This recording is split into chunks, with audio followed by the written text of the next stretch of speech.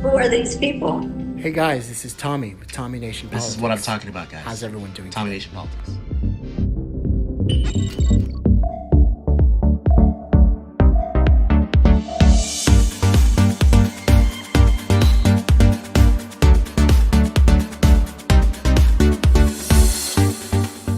The C-SPAN networks bring you long-form public affairs programming from the nation's capital and are a public service of your television provider. C-SPAN, created by cable. Our country is going to hell, and it's going to hell very fast. It's a very unsafe place. The fourth challenge is to take back our streets from crime, gangs, and drugs. We need the largest increase in the hiring of police officers in American history, and that's what this will be. Now I'm going to point out some specific things, 6 of them, that we find inadequate about the president's plan. He promised 100,000 police. We're moving in that direction, but we can see it already makes a difference. Because if we have more police interacting with people, having them on the streets, we can prevent crimes. We can prevent petty crimes from turning into something worse. And we'll get that done. I have no doubt, Kevin, we'll get that done. Steve, we'll get that done. And we have actually been making progress on this count as a nation because of what local law enforcement officials are doing, because of what citizens and neighborhood patrols are doing. We're making some progress. Much of it is related to the initiative called community policing, because we have finally gotten more police officers on the street. That was one of the goals that the president had when he pushed the crime bill that was passed in 1994. I think the president has to join us in making a significantly greater commitment to these 6 areas to stem the rising tide of violence in America. And that's what it is, violence. We're a war zone.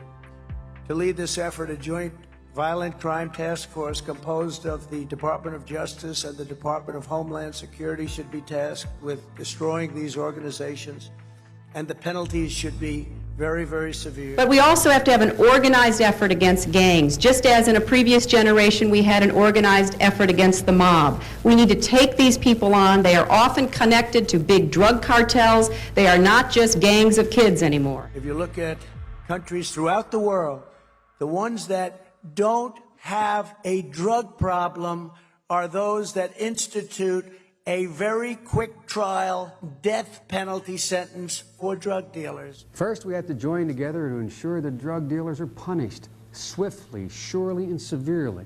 It sounds horrible, doesn't it? But you know what? That's the ones that don't have any problem. And in line with what the president is calling for, we have to hold every drug user accountable. Because if there were no drug users, there would be no appetite for drugs and there'd be no market for them. Let's take a look at what the real problem is. It's not just how many people are using drugs. As the president said, the number of people using drugs, cocaine in particular, is down in our country. That's true. But the violence associated with drugs is spewing out all over America. It goes quickly, and you execute a drug dealer and you'll save 500 lives because they kill on average 500 people. And the president has asked the FBI to launch a very concerted effort against gangs everywhere. It's terrible to say. And that's terrible. I know it's hard to believe, but this very day, violent drug offenders will commit more than 100,000 crimes on this day alone. And the sad part is that we have no more police in the streets of our major cities than we had 10 years ago. And what the president proposes won't help much. What he proposes is no increase over what the Congress has already approved last year. In a nutshell, the president's plan doesn't include enough police officers to catch the violent thugs. It doesn't take 15 years in court.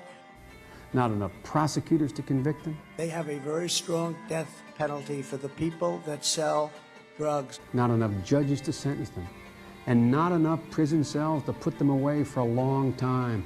In addition to that, he has appointed a new drug czar. You probably saw him Tuesday night. He's one of the most distinguished active military generals that we have in our country. He's already proven that he knows how to interdict drugs because of his command of the South American activity on behalf of the United States. But you take a look at every country in this world that doesn't have a problem with drugs. But General McCaffrey will make a big difference. If we're going to stop this scourge, 6 out of every 10 criminals who are arrested on drug charges have their cases dropped.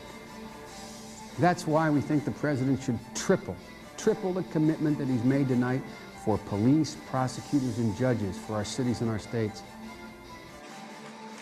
And I believe it is now time for all of us to know what we can do individually to be part of this anti-crime, anti-gangs, anti-drug effort. They are often the kinds of kids that are called super predators. No conscience, no empathy. We can talk about why they ended up that way, but first we have to bring them to heel. And there you have it, ladies and gentlemen. Last words. Responsibility. Be responsible. Thanks for joining us today, Tommy Nation Politics. And don't forget to think responsibly.